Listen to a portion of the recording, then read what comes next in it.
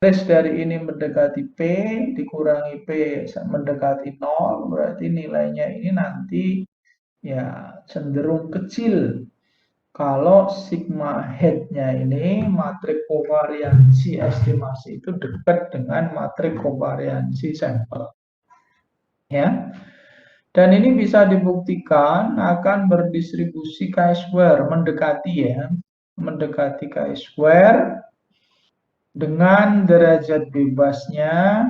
Nah, ini adalah setengah dari P minus M kuadrat dikurangi P dikurangi M. Begini. Lah terus sigma head-nya itu diperoleh dari mana? Diperoleh dari metode maksimum likelihood. Ya, seperti yang sudah Anda kemarin buat codingnya itu. Yaitu kita dengan mencari apa faktor loading L ya, L head. Nah, kalau L head itu sudah ketemu nih, maka nanti sigma head-nya itu juga akan ketemu karena sigma head itu ya bisa didekati dengan apa? Dengan L transpose. L head kalikan L head transpose ya ditambah dengan besi ya, besi head. Nah, ini. Algoritmanya sudah diberikan ya kemarin. Nah, ada beberapa penelitian yang menunjukkan bahwa tidak semuanya ya, tidak artinya ada beberapa penelitian yang mengkoreksi ya dari derajat bebas itu. Nih, yaitu yang pertama di sini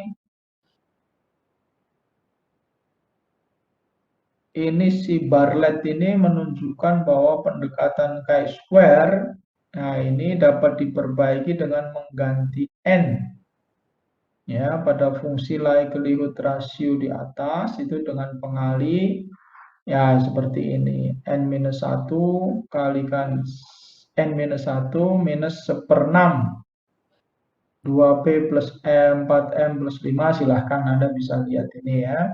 Nah begini. Nah ini juga sama berdistribusi chi-square dengan derajat bebasnya adalah setengah dari P minus M kuadrat dikurangi P dikurangi M. Jadi kalau kita punya misalkan aja P-nya ada 6, M-nya ada 2, berarti derajat bebasnya berapa itu?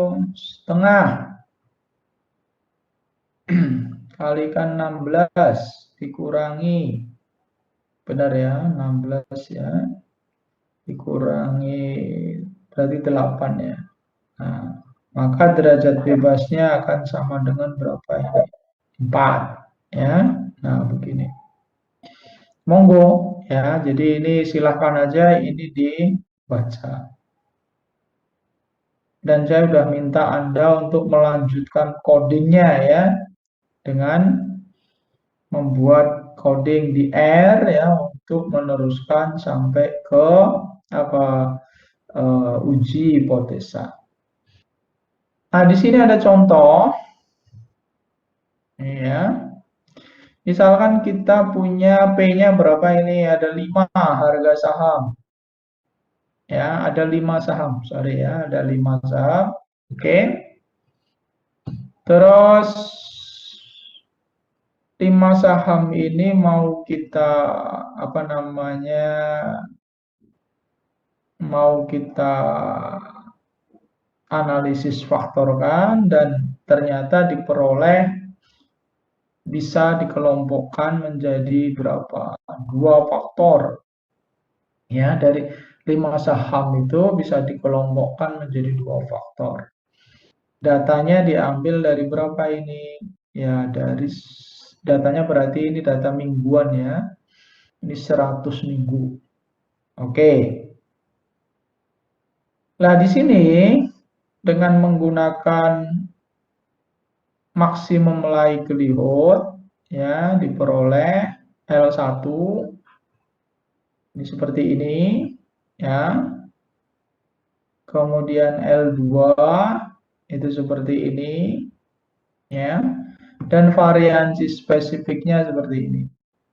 Variansi spesifik itu rumusnya juga bisa dicari dari L ini ya. Nah, oke. Kemarin rumusnya juga sudah Anda temui.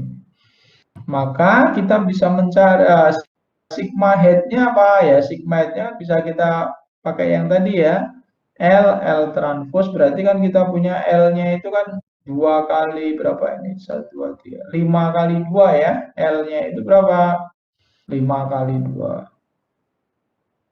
Nah, oke. Terus L transpose. Berarti kita punya matrik ini ya. L transpose ditambah psi. Psinya ini berarti yang diambil adalah matrik diagonal ya.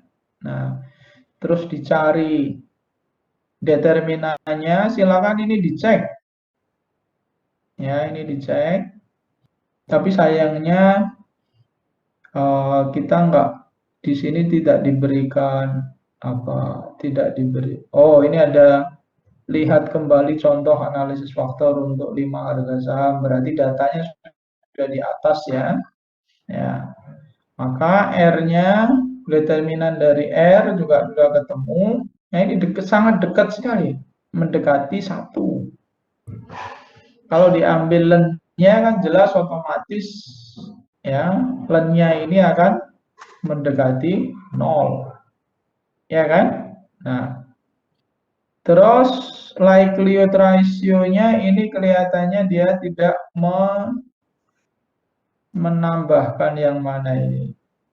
Tidak menambahkan, ya dia cuma membandingkan determinan sigma head sama S saja. Kalau Anda mau tambahkan dengan ini silahkan ya, trace dari sigma head inverse Sn. Berarti Anda kalikan dulu sigma head ini ya, kalikan sigma head inverse ini, kalikan Sn ya, terus dikurang diambil trace-nya dikurangi dengan P. Oke, kita ambil yang tanpa trace dulu ya, tanpa trace saja. Diperoleh likelihood ini kan sudah sangat kecil ini. Ya kuncinya ya di sini. Anda bisa nyari len dari 1,0065 log ya. Coba tak cari di Excel. Ya.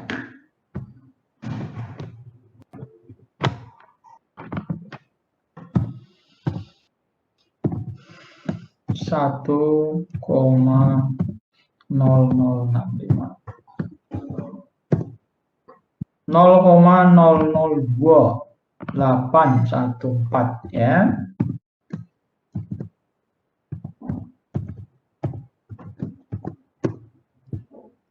0,002 ya 814. Nah, jadi sangat kecil ya. Oke. Terus mana ini? Ya, oke ini ya. Ini terus dikalikan dengan ini ya. Nilainya adalah 0,62. Nah, ini dibandingkan dengan chi-square ya, tadi P minus M kuadrat, 5 minus 2 kuadrat, 5 minus 2 dikuadratkan, berarti 3 kuadrat ya. Nah, ini dikurangi 7, jadi kan 2 ya, 2 dibagi 2, 1. Ini nilai chi-square kritisnya adalah 3,84. Sehingga bisa kita katakan ya bahwa likelihood ratio-nya itu kan lebih kecil ya daripada chi-square berapa? 1,5%. Nah, sudah berarti H0 diterima. Nah, kayak gini. Oke ya, saya kira itu untuk analisis faktor konfirmatori. Nah, silahkan Anda perdalam lagi. Nah, ini nanti bisa dikembangkan ke struktur equation modeling atau model struktural ya. Nah, oke. Nah, berikutnya saya akan share ke Anda tentang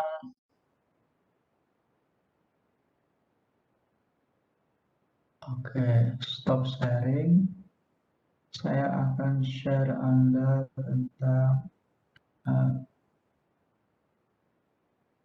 clustering ya. Nah, clustering ini saya ambilkan beberapa bahan, beberapa materi ya dari sumber-sumber di internet. Dan di buku-buku juga banyak, silahkan Anda ya men-searchingnya. Nah, ini. Learn about clustering ya, one of the most popular unsupervised classification technique. Jadi ini adalah teknik klasifikasi ya, salah satu yang terkenal ya dari teknik klasifikasi ya. Nih, yaitu adalah clustering. Intinya apa clustering itu adalah dividing ya the data into clusters can be on the basis. Oke, ini ya, basisnya bisa macam-macam. Bisa jadi ini membagi data atau membagi objek ya ke dalam cluster-cluster. Gitu. Kemudian ada dua cluster metode, dua cluster yang terkenal ya, yaitu hierarchical sama Cummins. Nah, nanti kita akan lihat perbedaan dari keduanya. Oke. Di sini ada dikasih pendahuluan.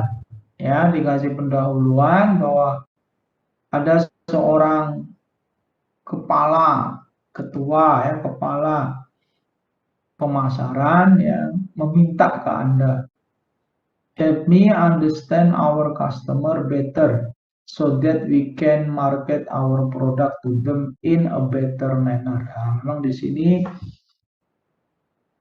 ya tentang pemasaran ini biasanya salah satu topik yang menarik bagi pemasaran itu adalah apa? Klasifikasi atau pengelompokan nasabah customer. Ini penting. Ya. Kenapa penting? Karena dengan kita mengetahui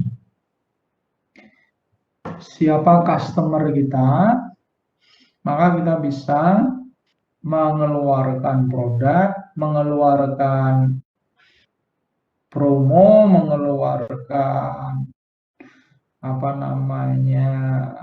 aturan-aturan yang tepat begitu. Dan juga mengeluarkan harga ya yang tepat. Oke. The method of identifying similar group of data in a dataset is called clustering. Ya, ini ya tadi sudah ya. Nah, ini banyak digunakan dalam data science. Jadi kalau Anda mendengar istilah data science itu, ya sebenarnya data science itu punyanya orang statistik. Cuma istilahnya aja yang diganti, kemasannya diganti, bungkusnya diganti. Nah, kalau orang statistik, nah sekarang yang jadi masalah adalah kalau orang statistik itu nggak mau nggak mau mengejar, ya maka kita akan ketinggalan. Nanti barang kita itu akan diaku oleh orang lain, oleh orang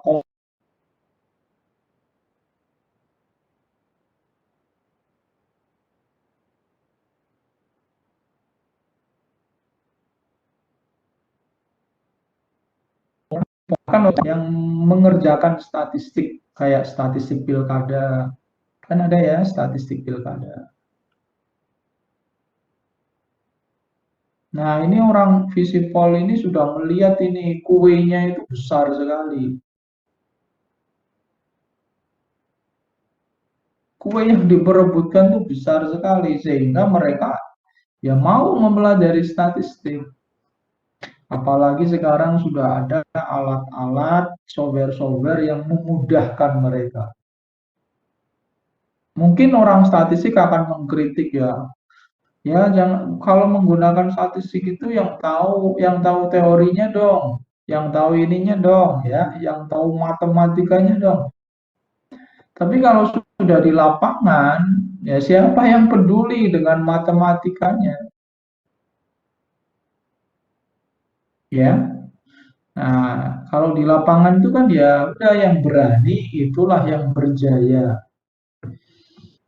Contohnya dulu kita melihat produk-produk Cina ya, produk-produk Cina itu kan awalnya kan ya kita lihat kualitasnya ya biasa bahkan underperforms. Tapi makin lama makin bagus. Makin bagus. Ya, karena dikasih kesempatan sama pemerintahnya.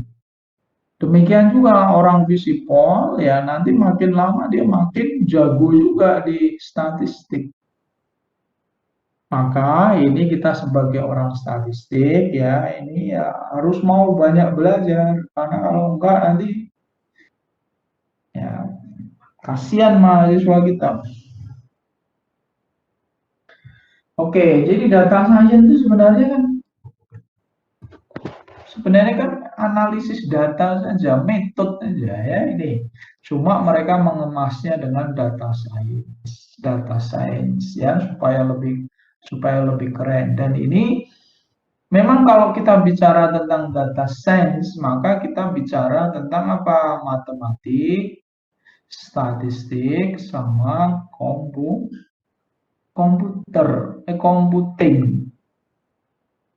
Kalau Anda nggak mau computing, ya susah juga.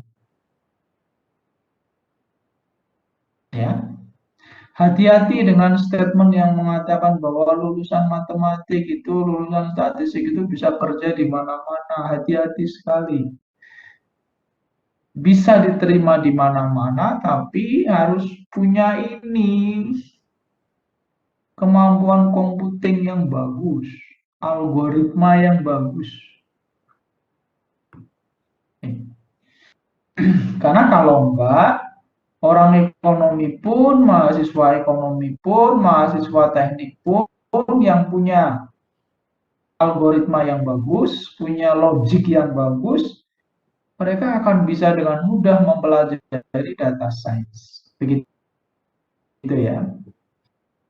Nah, oke. In this article, I will be taking you through the type of clustering. Ya. Nah, kemudian juga comparison between two of the most commonly used clustering method, yaitu apa? Hierarchical clustering sama K-mean. Oke. Salah satu yang dicari oleh perusahaan itu adalah orang apa ya jadi perusahaan itu mencari gini lah ya orang yang matematikanya pintar, statistiknya ada ya, sama computingnya ini juga penting. Pak, saya pintar matematikanya aja Pak, computingnya nggak bisa Pak. Ya layak, maka kamu cocoknya jadi dosen, jadi pengajar, guru boleh ya. Pak, saya computingnya pinter Pak, tapi matematika saya nol Pak, saya males matematika Pak. Tapi saya bisa Pak computing. Saya bisa dari suatu teorema, dari satu teori, dari satu langkah, dari apa namanya metode, saya bisa menghitungnya, membuat programnya.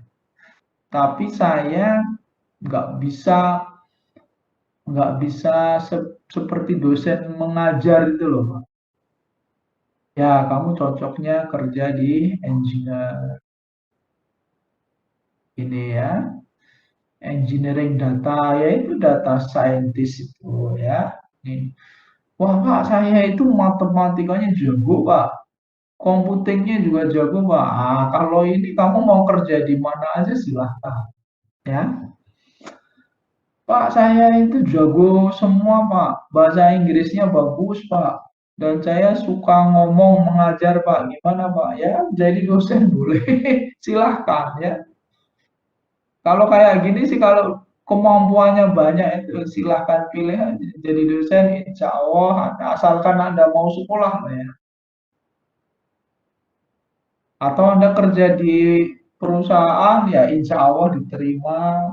Nah, mungkin karirnya bisa berkembang. Anda kerja di kementerian, ya insya Allah diterima. Ya.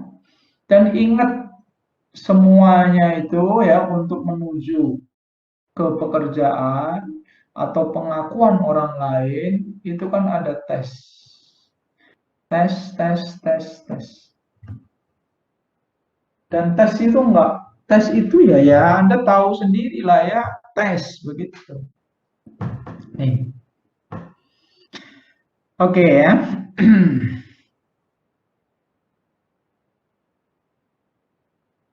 Kita ambil contoh yang ini ya. Suppose you have a rental store and wish to understand preference of your customer to scale up untuk increase your business. Is it possible for you to look at detail of each customer? Ini apakah memungkinkan kita itu melihat masing-masing customer, ya, kemudian menciptakan strategi, menciptakan promo untuk tiap orang beda-beda, kan nggak mungkin. Kalau kita mau melakukan promo itu kan, ya biasanya ada, kalau nggak general ya biasanya khusus untuk yang punya member, khusus yang apa, khusus yang mau belanja di weekend atau mau belanja di hari kerja, kan begitu ya. Nih, definitely not, nggak mungkin. Nah, tetapi kita bisa mengklasterkan mereka. Sebagai contoh, katakanlah ada kita bentuk 10 klaster, 10 grup konsumen. Nah, ini kan masuk akal ya. Atau 5 grup konsumen. Nah, begini. Sehingga manajemen itu akan merasa gampang berurusan dengan ya, 5 kelompok dibandingkan dengan berurusan dengan 1000 customer. Kalau 1000 customer itu dilihat satu-satu kan pusing. Ya. Nah, ini kita harus bisa mengelompokkan. Mestinya suatu instansi atau institusi atau perusahaan yang besar itu mereka sudah punya studi tentang clustering ini. Oh, jadi pelanggan kita itu ya kebanyakan ada kelompok ibu-ibu yang sukanya cari apa promo akhir pekan. Nah, ini.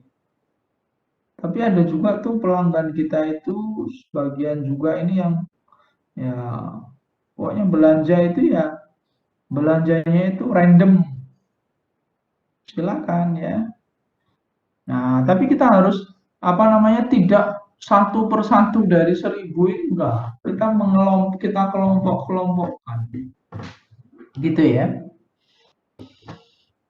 Nah, itu adalah clustering. Oke. Clustering itu juga ada yang mengelompokkannya itu pakai hard clustering. Jadi hard clustering itu ya kaku, ya. Jadi ya orang itu individu itu kalau nggak masuk cluster A ya cluster B, Kalau nggak masuk klaster B ya klaster C. Tapi ada juga sekarang dikembangkan soft clustering. Jadi kalau soft clustering itu satu individu itu dilihat peluangnya. Ya, dia ada di klaster ini tapi dia berpeluang ke klaster mana. Dia berpeluang ke klaster yang lainnya dan seterusnya. Begitu ya. Ya. Terus kita lihat, now I will be taking you through two of the most popular clustering algorithm in detail, ya, yaitu hierarchical sama Kamin clustering.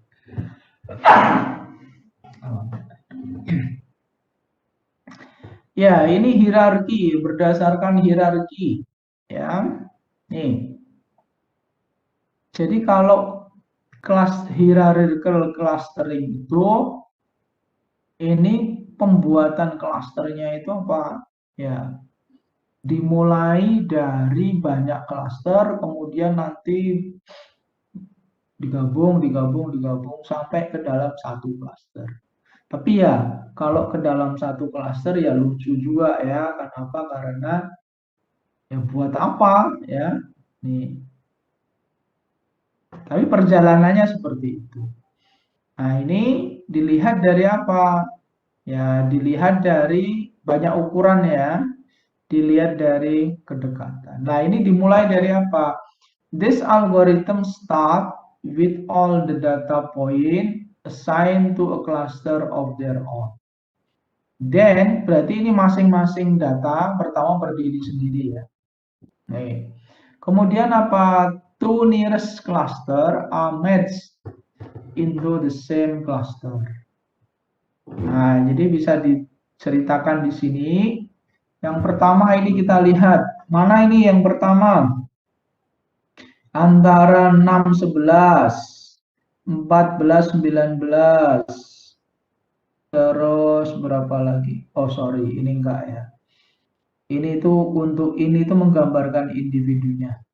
Ini individu. Ada berapa ini? Ada 25 individu. Kita lihat yang paling dekat mana? Yang paling dekat bisa juga ini ya. Individu 3 sama 15. Nah, terus individu 9 sama 23. Individu 6 sama 11. Individu 16 sama 24. Ya. Individu 1 sama 13. Individu 5 sama 12. Individu 10 sama 20. Individu 2 sama 18, individu 8 sama 12. Itu langkah yang pertama. Jadi kayak gini. Ya. Nah, yang pertama duluan yang digabung yang mana, Pak? Ya, di sini tidak diterangkan ya. Tapi kira-kira lah ya. Ini langkah yang ini termasuk langkah yang pertama. Pengelompokan yang pertama. Kemudian tapi bisa juga dilihat dari sini. Ya, ini dendrogram ini, ya ini namanya dendrogram ya. Ini dendrogram. Ya, dendrogram. Nah, ini terkenal ya, sangat terkenal dendrogram itu dalam analisis klaster. Ini kita perhatikan 9 sama 13 itu jaraknya adalah 0, mungkin 0,16 atau 0, mungkin 0,16. 3 sama 15 itu jaraknya 0,17. Ini mungkin 0,18. Ya, berarti yang paling kecil, yang paling dekat pertama, yang digabungkan pertama itu adalah 9 dan 13. 23. Nah, ini. Paham ya?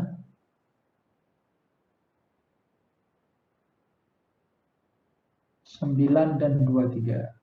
Nah, kalau melihat dari tingginya dendrogram. Terus berapa lagi? Yang lainnya masih satu-satu ya. Terus yang mana lagi? 3 dan 15. Individu 3 dan 15. Terus kelihatannya mana lagi nih? 16 dan 24. 16 dan 24. Mana lagi? Kita lihat ya, ini sudah ya, kira-kira lah ya, ini sama ini mungkin sama ya, atau lebih. 14 sama 19, 5 sama 12, 21, 10 sama 20. Paham ya? Nah, misalkan ini sudah semua ini selesai ya, berarti terus berikutnya mana? Yang ini misalkan sudah ya, yang berikutnya adalah ini nih. Nah, yang ini. Berarti ini 16, koma berapa ini? 24 ya. Nah, ini terus koma berapa ini? 22. Nah, begini. Nih, ya. Terus habis itu kira-kira mana ini ya? Nah, ini 9, 23, 17. Ini dilihat dari tingginya dendrogram. Ya. Oke, anggap aja di sini prosesnya terus tuh, ya komputer akan memproses terus ya. Ini, kemudian ini, terus ini, ya. Terus habis itu mana? Ini ya. Nah, ini. Terus habis itu berikutnya mana? Ya, jarak dua ini ternyata dekat juga. Nah, ini digabung juga. Nih ya, digabung. Terus habis itu ini dan ini digabung. Ini dan ini juga digabung. Ya. Terus habis itu ini dan ini digabung. Ya. Terus berikutnya ini sudah ya digabung. Ini digabung sudah. Ini sama ini digabung. Ya. Ini sama ini digabung. Akhirnya digabung, digabung, digabung. Nah, begitu. Ini jadi satu klaster. Ya, paham ya? Ini prosesnya. Jadi kalau hierarchical cluster itu adalah proses apa? Ya sesuai hierarkinya. Yang mana yang paling dekat dulu, ya itu semua terus sampai diperoleh satu. Nah, pertanyaannya adalah apakah satu saja ini Pak yang kita ambil klaster apa banyaknya klaster? Apakah banyaknya klaster itu mesti satu? Ya kalau klasternya banyaknya klaster cuma satu, ya ngapain juga kita melakukan clustering. Nah terus bagaimana caranya untuk menentukan berapa banyaknya klaster? Ya monggo, Anda pingin berapa? Kalau Anda pingin 4, berarti ini klaster pertama. Ini klaster kedua. Ini klaster ketiga. Ini klaster keempat. Kalau Anda pingin 4, saya pingin 2. Ya sudah, 2 itu berarti ini sama ini. Silahkan begitu. Paham ya? Nah, itu kalau berdasarkan subjektivitas. Nah, sekarang ada aturan lagi ya, ada orang yang mengusulkan begitu. Mengusulkan dengan cara bagaimana the best choice of number of cluster itu dilihat dengan apa? Dengan menarik garis ya yang mengcover maksimum vertical distance ya dari dua garis itu. Nah, itulah yang diambil sebagai pemisah. Ya. Sebagai contoh di sini Anda perhatikan, Anda bisa mengambil garis A, B-nya itu kayak gini. Tapi Anda bisa juga mengambil garis AB-nya itu misalkan ini ya. Sama ini misalkan. Nah, bisa juga. Tapi kan ini kalah panjang dengan ini. Ya, ini kalah panjang. Maka ya yang disarankan ini begini. Anda ambillah garis ini set. Nah, dari sini berarti garis itu ya ini kita lihat yang bawahnya. Ini berarti garis ini memecah klaster itu menjadi berapa ini? Menjadi 4 ya. Satu, dua, tiga, empat. Nah, berarti berdasarkan aturan ini tadi ya, yaitu apa? Vertical line in the dendrogram cut by a horizontal line that can transfer the maximum distance ya without intersecting a cluster ya. Jadi ini tanpa intersect, jadi tanpa memotong. Kalau Anda, oh Pak, saya bisa kan dari sini ini saya tarik, saya ini Pak. Oh ini memotong namanya, Pak. Boleh. Jadi berarti kita lihat ya panjang dari apa namanya ini panjang dari dua garis yang tidak memotong klaster. Begitu. Paham ya? Nah, jadi di sini kita lihat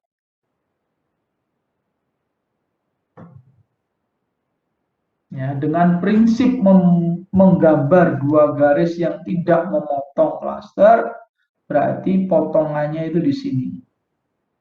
Ya, di sini. Nah, kita lihat batas bawahnya. Nah, berarti di sini terbentuk berapa? Bisa terbentuk 4 klaster. Maka 4 klaster itulah yang ya yang apa? Yang kita ambil. Pak, kalau semisal jarak antara klaster ini kok begini misalkan aja. Oh, nggak bisa ya. Pak, kalau misal jarak klasternya itu kayak gini ya, mungkin Anda bisa ambil, ya tapi ini nggak bisa juga ya, kalau ini kan sudah di atas. Begitu. Ini, ini udah di atas kan nggak boleh, jadi maksimal di sini. Ya sudah, berarti ini yang paling maksimal. Ya, ini yang berarti ini garis pemotongnya itu di sini, sehingga terbentuk berapa? 4 klaster. Paham ya? Nah, itu adalah apa? Hierarchical cluster. Nah, hati-hati di dalam hierarchical cluster itu ada beberapa metode, nanti akan kita lihat ya. Terus ingat, di dalam metode itu ada beberapa ukuran jarak yang kita pakai. Yang pertama adalah jarak Euclid. Nih, ya. Ini makanya Anda belajar tentang norm, itu penting. Norm. Ini kan norm. Ya, itu penting. Kemudian ada Manhattan, ada maximum distance, ada Mahalanobis yang menggunakan matrik, itu penting. Ya, maka ini dipelajari. Ketika kita mempelajari norm, itu penting ya, yaitu ini ada A minus B, ya. Ini harus apa namanya? Kita harus tahu norm itu kan panjang ya. Nah, ini adalah akar dari apa? Ya, akar dari jumlahan selisih antara A itu kan ada anggotanya AI, B itu juga ada anggotanya BI. Ya udah, kuadrat ya, akar dari jumlahan kuadrat ya, selisih komponen.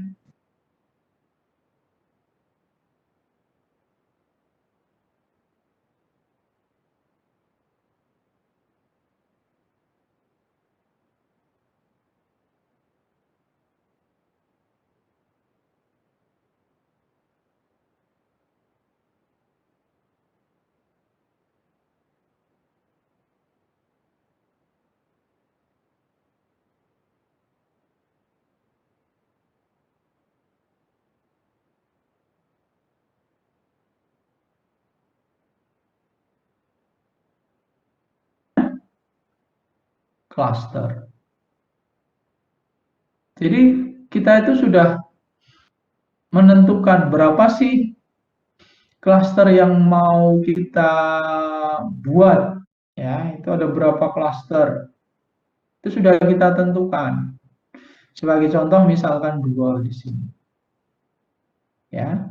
Oke, nah maka langkah-langkahnya ya algoritmnya adalah bagaimana ya. Yang pertama, specify the desired number of cluster K. Nah, berarti kita tentukan K-nya berapa, 2. Ya, oke, 2. Berikutnya apa? Randomly assign each data point to a cluster. Sebagai contoh kita punya 5 begini. Maka secara random misalkan aja ini merah. Ini merah, ini merah, ini putih, ini putih. Atau grey ya, monggo aja sama aja. Berarti ada 2 ya. Hitam, hitam, hitam, putih, putih. Paham ya? Nih, kalau Anda punya 10 gimana ya? Sudah gampang aja 10. Ya, misalkan aja ini apa? Hitam, ya. Ya, mungkin aja di sini Anda ini putih, ya. Monggo saja mungkin di sini putih. Kan secara random. Paham? Nah, nanti memperbaikinya ya menggunakan iteratif ini. Ini kan ada iteratif. Paham? Ya. Nah, oke. Supaya gampang aja kita lihat pemahaman. Supaya pemahaman Anda gampang, ini kita ambil 5 saja kayak ini. Oke ya, sudah ya. Ini langkah yang kedua yaitu mengassign masing-masing data itu. Ya, ini masuk ke dalam 2 klaster tadi. Kan kita sudah menentukan banyaknya klaster dulu. Oke, berikutnya kita lihat compute cluster centroid. Nah, kita tentukan pusat cluster. Ya. Caranya bagaimana ya? Ada rumusnya. Ya, ada rumusnya yaitu menghitung pusat. Pusat itu kan bisa diambil rata-rata ya. Bisa diambil rata-rata. Kalau misalkan ini bicara XY, XY ya berarti ini rata-rata XY-nya di mana? Rata terus pusat dari klaster putih itu di mana? Ya. Nah, oke. Misalkan aja ini kita sudah dapat nih ya, pusat klaster apa namanya? Pusat klaster ininya misalkan di sini. Ini apa? Merah. Ya, putihnya berarti di sini ya. Putihnya di sini.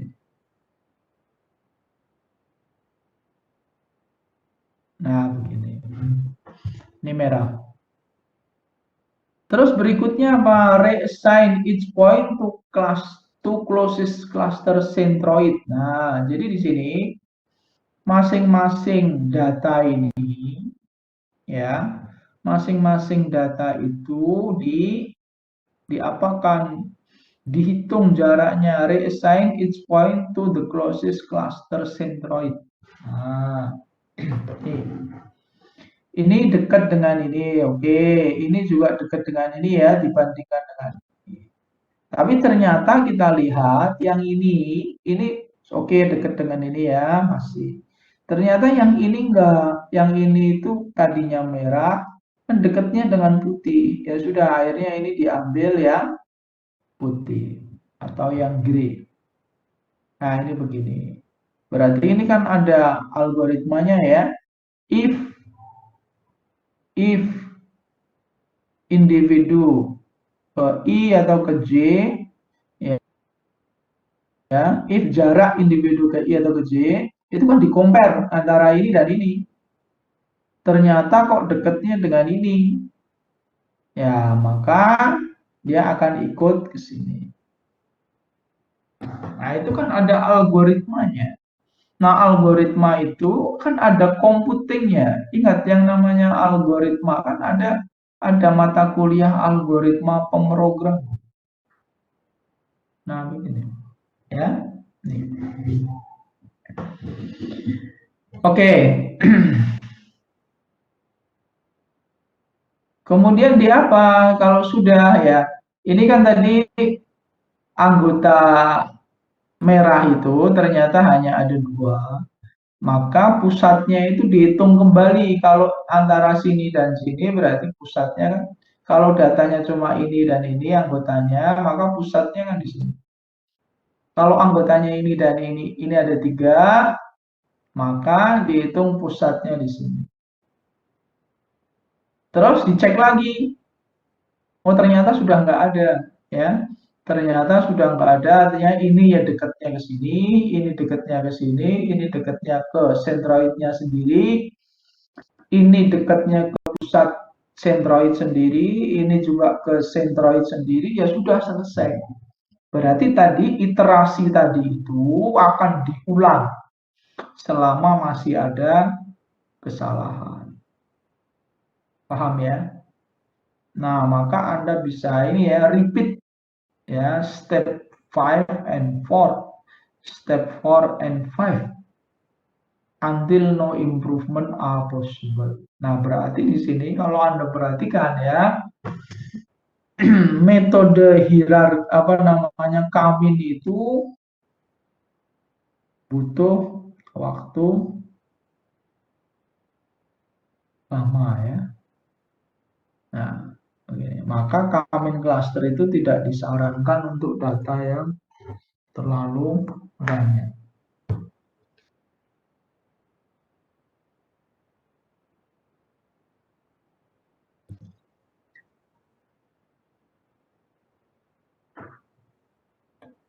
Paham ya?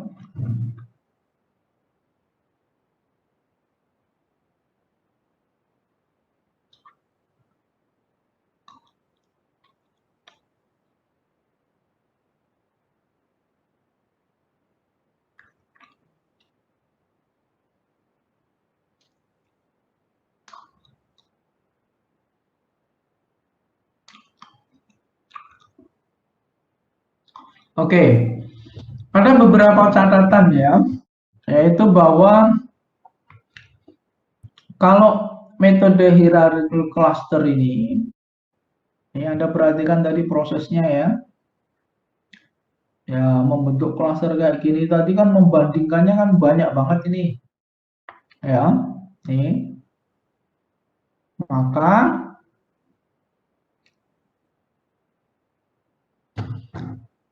hierarchical cluster ini ya, ini tidak dapat menghandle data yang sangat besar. Tetapi kalau Kamin ini masih bisa. Tadi ya walaupun prosesnya iteratif tapi masih oke lah. Tuh, masih bisa. Kemudian apa? Incoming clustering, since we start with random choice of cluster, the result produced by running the algorithm multiple time might differ. Jadi karena proses pengambilan initial value ya untuk memilih klasternya itu random, maka ya kemungkinan hasilnya bisa beda-beda. Maka di sini harus hati-hati juga. Ini ada peluang untuk penelitian di sini sebenarnya ya, bagaimana kita memilih initial value ya, initial random choice ini supaya hasilnya itu bisa lebih stabil gitu. Kamin clustering requires prior knowledge of K. There's no number of cluster you want to divide your data into. Jadi alangkah baiknya kalau kita itu sudah punya bayangan K-nya itu berapa sih. Dong ya. Ya, ini kira-kira adalah gambaran tentang pengantar clustering. Ini saya tutup, don't save aja ya, supaya enggak saya ngedelete. Don't save juga ya. Oke. Terus saya buka mana ini? Sebentar. Saya buka ya.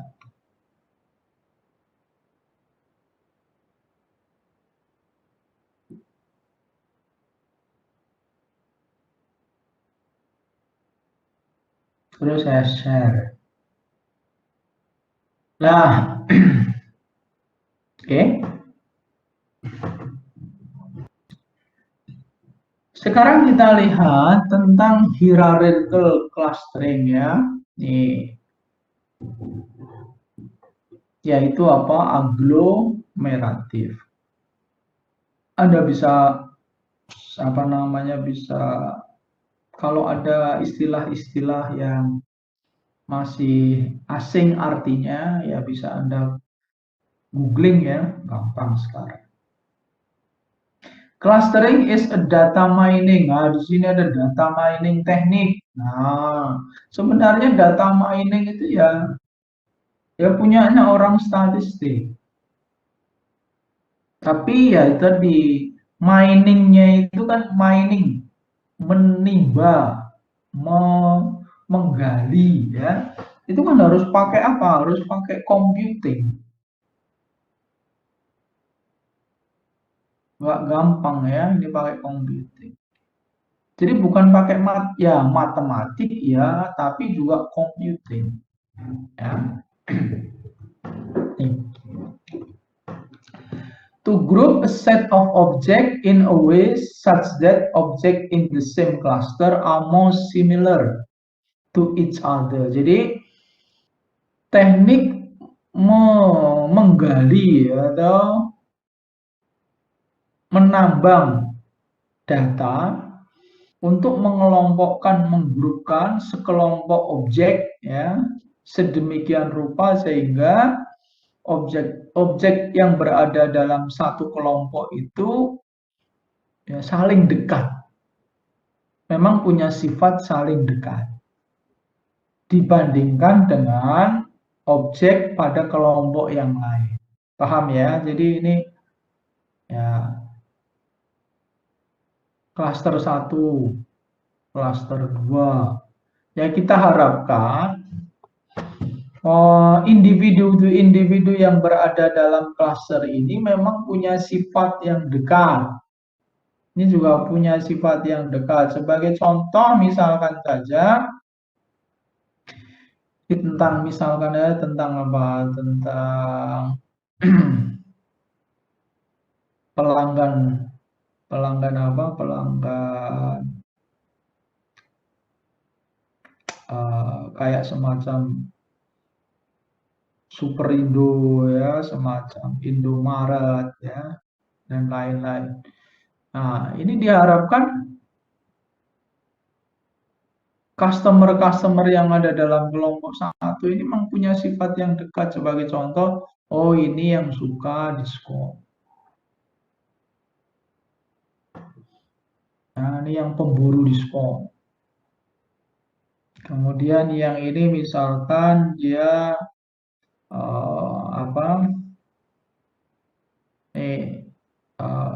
pemburu layanan cepat. Ya, kalau bisa diidentifikasikan yang kayak gini kan berarti dia ada mengeluarkan kartu diskon. Ya, mesti yang buru ya kelompok-kelompok ini. Dia mengeluarkan layanan kartu premium misalkan ada yang pegang ini berarti dia bisa antriannya disendirikan ya. Nih, antriannya sendiri begitu. Nah, ini dia akan lebih milih yang kayak gini. Ini ya. Nah, in hierarchical clustering, we assign it object to a spirit cluster. Oke. The result of clustering can be visual as a dendrogram. Oke, ya. Lah, dendrogram itu menggambarkan apa? Sequence of cluster fusion, ya. Menggambarkan apa? Langkah demi langkah penggabungan cluster. And the distance at which, jarak di mana penggabungan cluster itu dilakukan. Let's understand further by solving an example. Oke, ini kalau tadi itu hanya sekedar gambaran saja, sekarang dikasih contoh.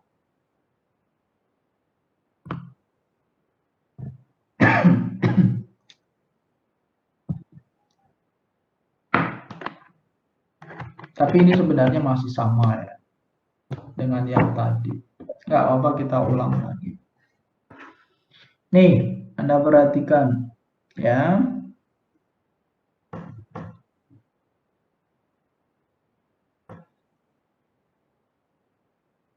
Nah, di sini ada berapa objek yang mau kita cluster?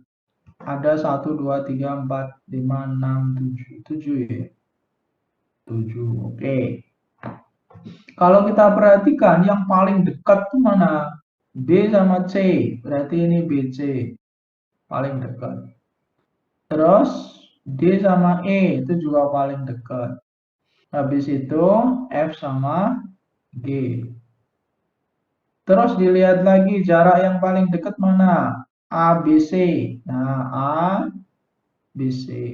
Begini. Terus habis itu mana? Sudah di E sama F, G. Nih, udah 2 aja. Ya, kalau kita mau bikin apa namanya, ya ini yang 2 klaster kan. Karena mau coba kalau pakai prinsip tadi ya. Ini kan potong sini sama potong sini ya. Kan 2 klaster ya. Klaster ini 1, klaster ini 1. Kalau ini sebenarnya ini salah ya. Ini dipotong kemana? Ke sini enggak kan? Ya, berarti kalau menurut aturan yang tadi 2 klaster. Saya lebih suka ini 2 klaster, bukan 3 klaster.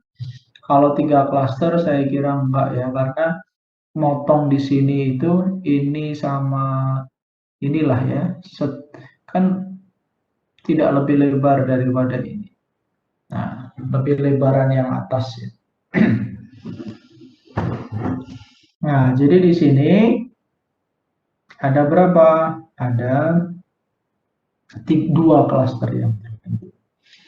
Nah, dari hierarchical cluster itu ada 3 apa namanya metode yang sering digunakan, yaitu single linkage, ada sama complete linkage, sama average linkage.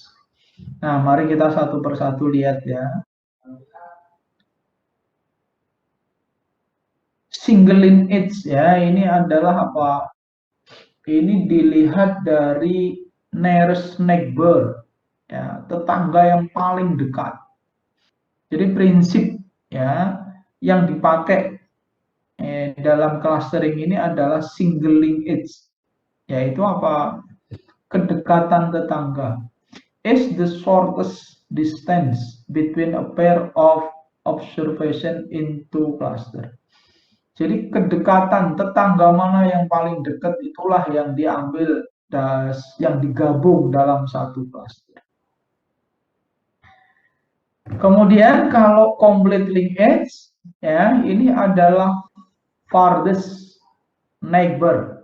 Tapi bukan berarti yang jauh ya, tapi tetap ya diambil yang dekat, tetapi ukuran yang dipakai itu adalah ukuran terjauh.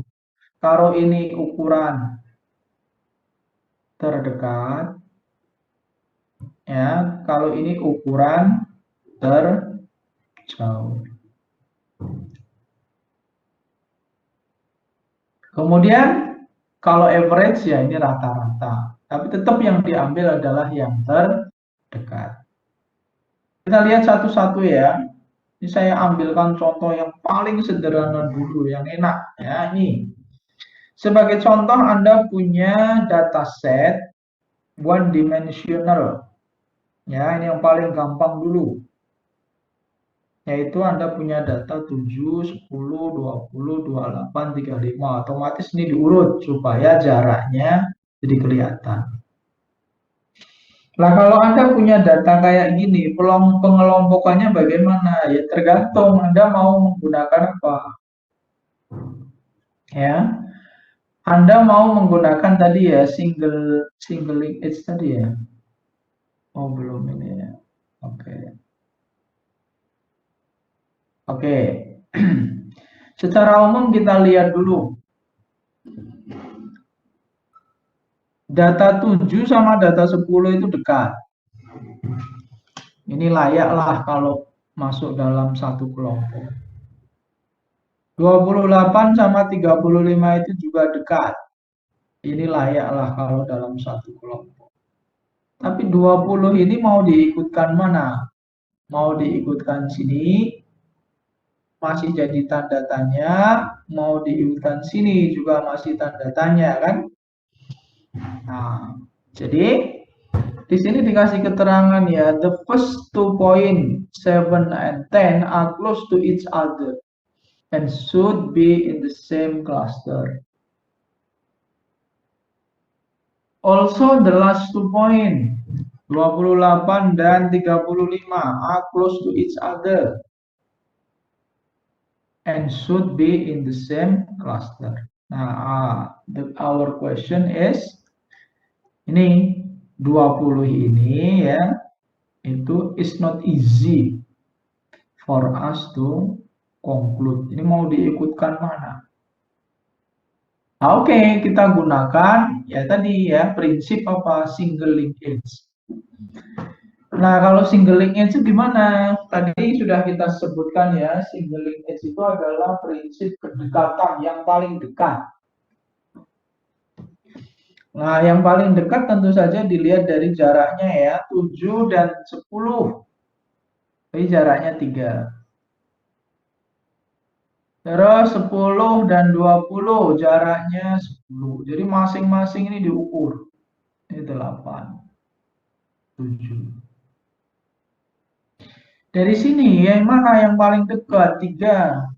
Ya sudah 3 diambil. Berarti ini dan ini digabung jadi 1. 7 dan 10 digabung jadi 1. Oke, berarti kita punya berapa? Kita punya 4 set data.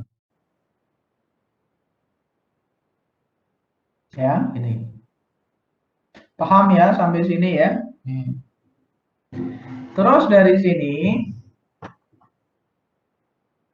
kita hitung lagi jarak antara ini 7 dan 10 ke 20 itu.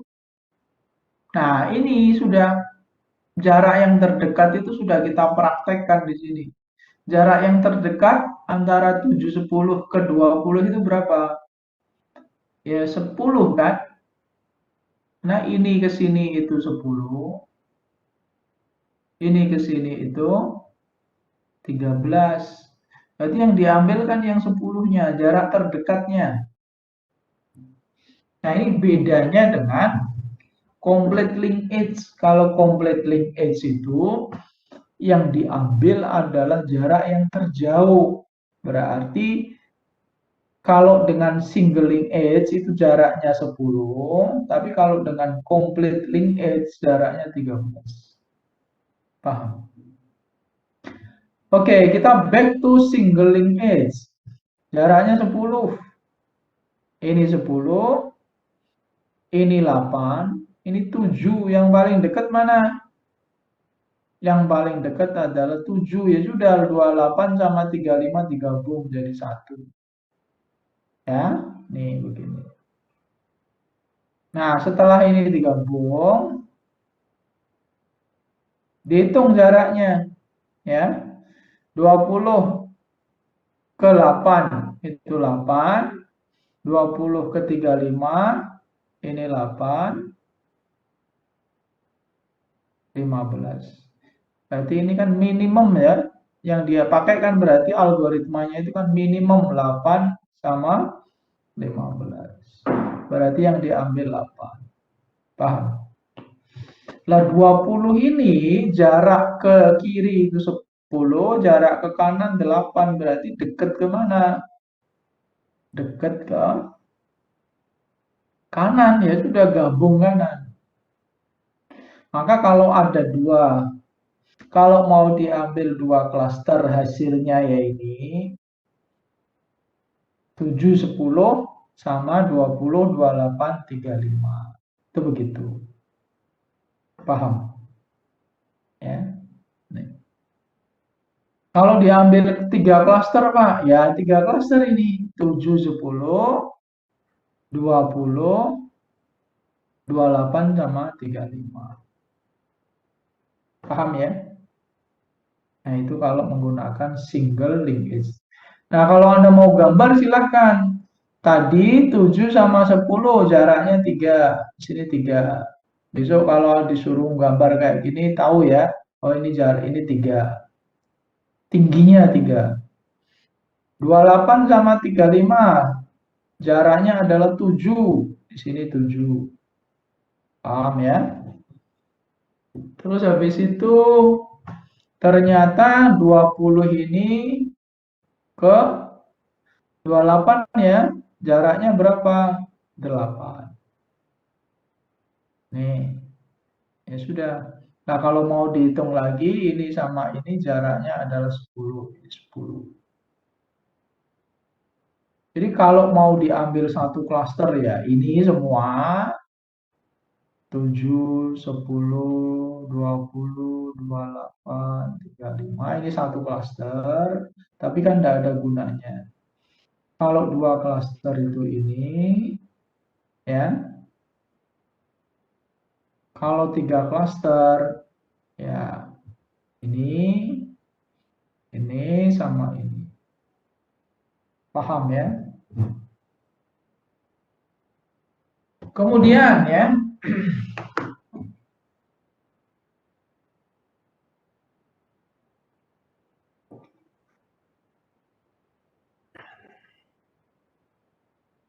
ya kalau complete linkage bagaimana ya?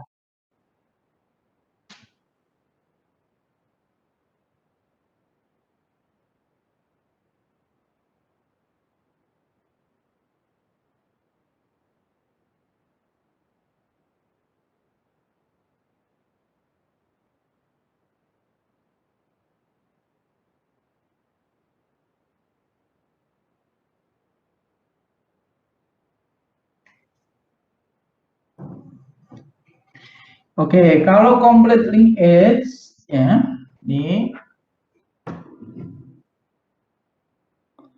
sama ya langkah yang pertama yaitu apa?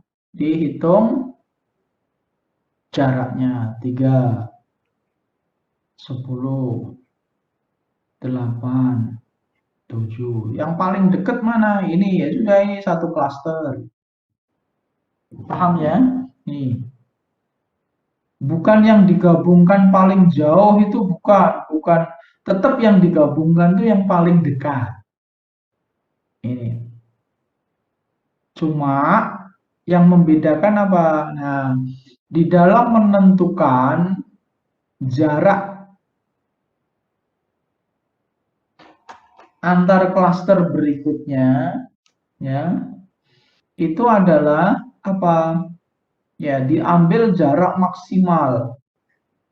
Ini itu adalah 13, ini itu adalah 10. Berarti maksimal dari 10 dan 13. Ketemunya 13 ini. Paham ya? Nih. Terus 13 ya, yang terkecil berapa? Ya tetap yang digabungkan yang kecil dulu. Yang paling kecil. Nah, 28 sama 35. Untuk menentukan jarak berikutnya ini ya, yang ini dengan ini berapa? 8. Ini dengan ini berapa? 15. Berarti maksimum antara 8, 15. Berarti kan 15 ya, ketemu. Ternyata dengan menggunakan complete link edge, jaraknya itu ya 20 itu lebih dekat ke kiri. Maka 20 larilah ke kiri. 7, 10, 20, 28, berapa? 28, 35. Jarak terjauhnya mana? Ini dengan ini kan? Nah, berapa? 28. Ini dengan ini berapa? 25. Ini dengan ini berapa? 15. Ini dengan ini berapa? 8. 18. 21. Maksimum dari bla bla bla bla bla, 28 sama dengan berapa? 28. Nah, jadi ini. Paham ya? Nah, jadi beda hasilnya. Ya, beda hasil menggunakan single link edge dengan complete link edge. Nah, begini.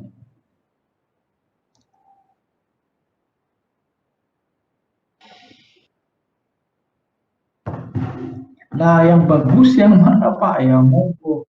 Semuanya itu ya tergantung ya. Kalau sudah kayak gini itu sudah analisis datanya yang main ya. Dilihat karakteristiknya, dilihat macam-macamnya.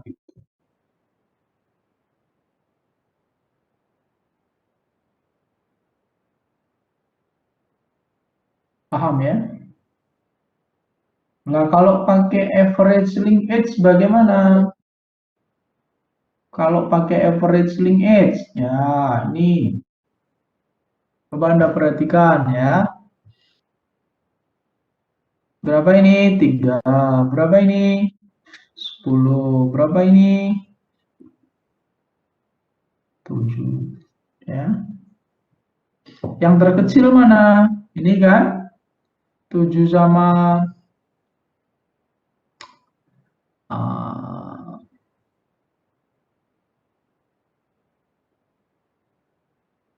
0. Kita hapus juga.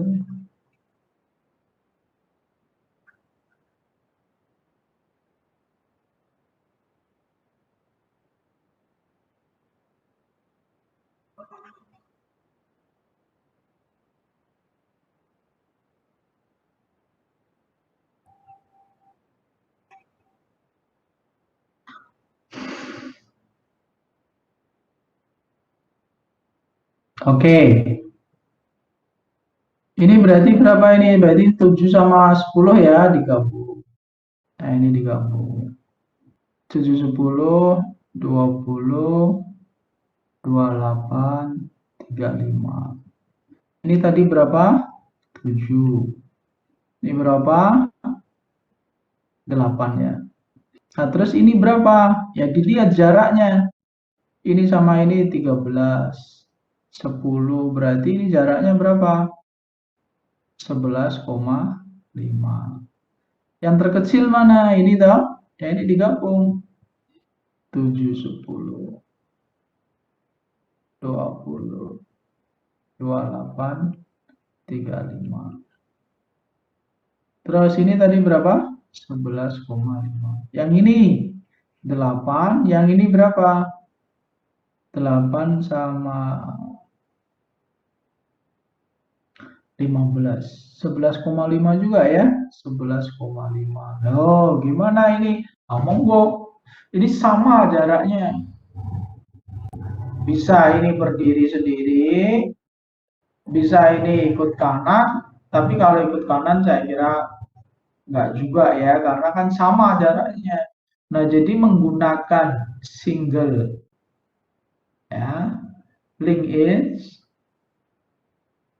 hasilnya tidak selalu sama dengan menggunakan complete linkage, hasilnya tidak selalu sama dengan average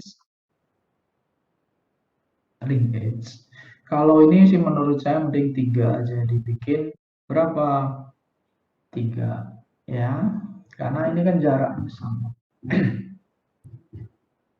Oke, ada pertanyaan silakan.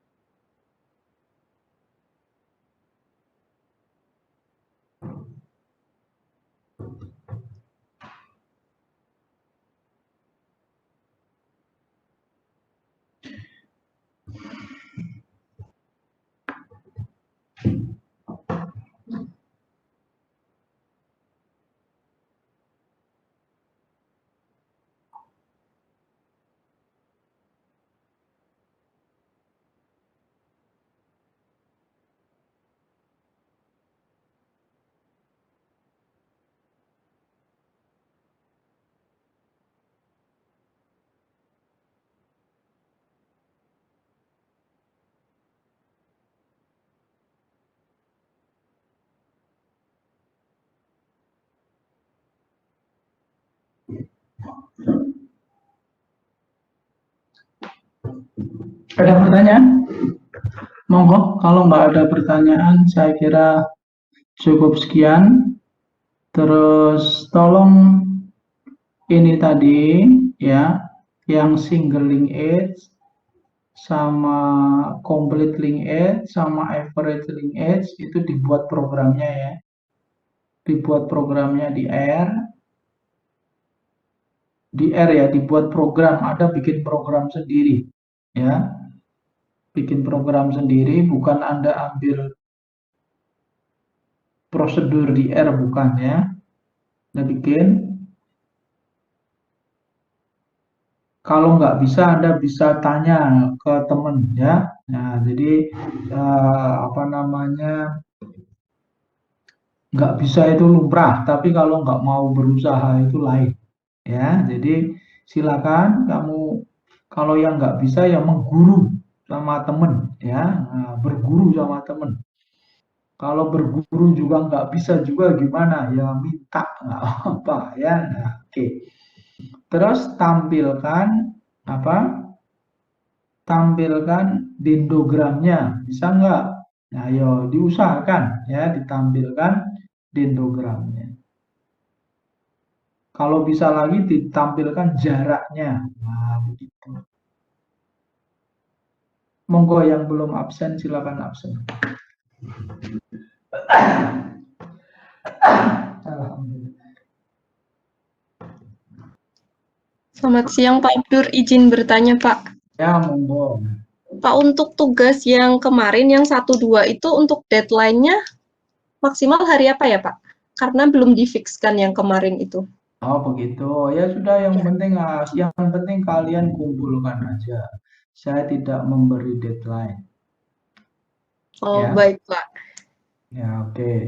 Ya, terima kasih Pak. Ya, saya tidak memberatkan Anda, tapi apa namanya, yaitu dikerjakan, dikumpulkan sebagai poin ya untuk menambah nilai.